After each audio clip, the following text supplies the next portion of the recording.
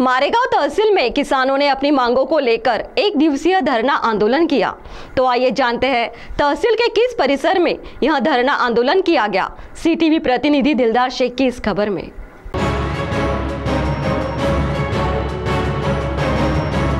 मारेगांव किसान वर्ग पर संकट मंडराया है। एक और खेती व्यवसाय पर नैसर्गिक आपदा तो दूसरी ओर सरकार का गलत धोरण, जिससे किसान निराश हुआ है। इस ओर सरकार का ध्यान आकर्षित करने के लिए किसानों की ओर से एक दिवसीय धरना आंदोलन किया गया। खेती के लिए पूरा समय और सभी खेती माल पर की निर्यात बंदी कायम स्वरूपी उठाए और खेती माल व्यापार का सरकार का हस्तक्षेप कायम स्वरूपी बंद करे। सरकार के गलत धोरण से किसान कर्ज के बोझ तले आया है, इसलिए सख्ती की कर्ज वसूली बंद कर किसानों को पूरी कर्ज मुक्ति दी जाए। वन्य प्राणियों की ओर से होने वाले खेती फसल का नुकसान टालने के लिए सरकार ने उपाय योजना करे, किसानों को नुकसान भरपाई देने की व्यवस्था करे। आदि विविध मांगों के लिए सरकार के विरोध में निदर्शन और एक दिवसीय धरना आंदोलन किया गया।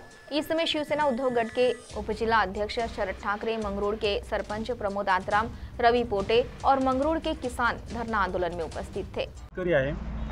आणि गेल्या 2-3 वर्षाआधी जो कापसाला भाव होता 8-10 हजार 12 हजारापर्यंत आमचा कापूस विक्रीचा, पण आजची स्थिती अशी आहे की 6,500 हजारापासून तर 7 हजारापर्यंतच व्यापारी खरेदी करत आहे कापसाची रेट। आणि CCIची खरेदी 75-50च्या हिशोबाने CCIची खरेदी, पण CCIची खरेदी एवढ्या उशिरा चालू झाली की बऱ्याचशा लोकांनी कापूस प्रायव्हेट व्यापाऱ्यांना विकून टाकला 6,500 ते 7 हजारच्या दरानं। त्याच्यामुळे प्रत्येक शेतकऱ्याचं एका क्विंटल मागे 1000 रुपयाचं नुकसान झालं। आणि तेच परिस्थिती सोयाबीनची आहे।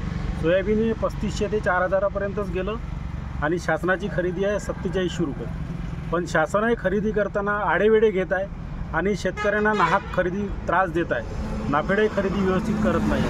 त्याच्यामुळे शासनाच्या या धोरणाचा विरोध करण्यासाठी आम्ही हे एक दिवसीय जाहीर निषेध आंदोलन इथं करत आहोत।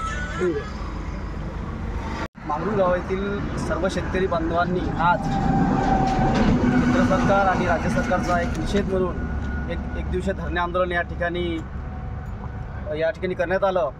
या शासनाच्या या मुजोरी धोरणामुळे आणि यांनी ज्यावेळी निवडणुकीमध्ये दिलेले शब्द फिरवल्यामुळे हा सगळा शेतकऱ्यावर होत असलेला त्रास किंवा शेतकऱ्याला होत असलेली हानी या सर्व बाबीला कंटाळून सर्व शेतकऱ्यांनी मंगरूळ या ठिकाणी त्यांचा निषेध केला। या निषेधाला कारण तर सरकारने याआधी आता जे मुख्यमंत्री आहे देवेंद्र फडणवीस यांनी शेतकऱ्यांच्या सोयाबीनला 7 ते 8 हजार रुपये भाव आपण देऊ असे त्यांनी आपल्या एका आंदोलनामध्ये घोषित केले होते, पण आज ते सत्तेवर असताना सुद्धा असा कुठेही भाव मिळत नाही। दुसरी गोष्ट, या यवतमाळ जिल्हा हा कापसाचा एक कापूस पिकवणारा जिल्हा असल्यामुळे या ठिकाणी कापूस हे सोनं हे आम्ही शेतकरी पिकवतो, पण या जिल्ह्यामध्ये कापसाला भाव एक प्रायव्हेट खरेदी 7,000 रुपये 7 हजाराच्या खाली आहे आणि CCIची खरेदी आज या ठिकाणी जी पेंडिंग पडलेली होती, या विधानसभेचे आमदार आणि आमचे नेते संजय भाऊ देरकर यांनी अधिवेशनातून ज्यावेळे अधिवेशन चालू व्हायच्या आधी ही CCIची खरेदी चालू केली। कारण तर हे प्रायव्हेट भाव आणि सरकारी भाव CCIचा भाव याच्यामध्ये 500-600 रुपयाचा फरक असल्यामुळे CCIची खरेदी पूर्णतः बंद होती। आणि मला या ठिकाणी सांगण्यास आनंद पण होतो की आजच आत्ता आम्ही 10 मिनिटापूर्वी मारेगाव तालुक्यातील CCIची खरेदी पण सुरू करूनच आलो आहेत।